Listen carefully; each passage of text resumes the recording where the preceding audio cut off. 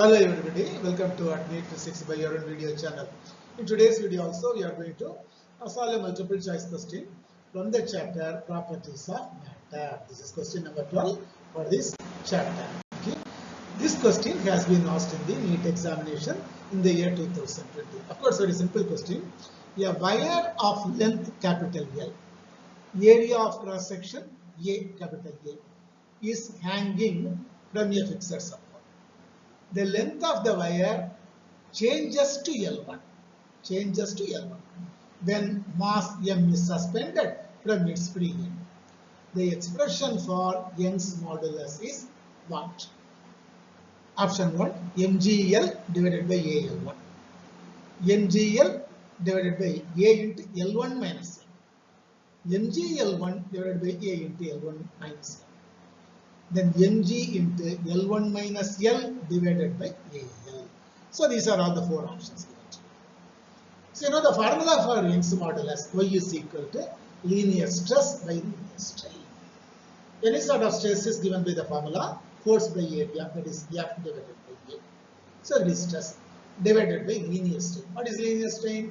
Change in length by original length. That is delta L divided by L.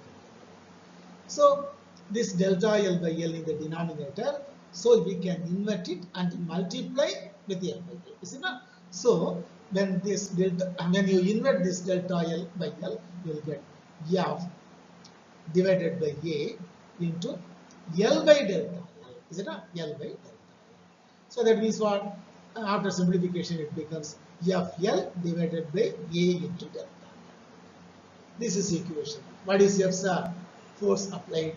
That is equal to mg, because the wire is fixed at a support and at its free end, a mass is applied, suspended.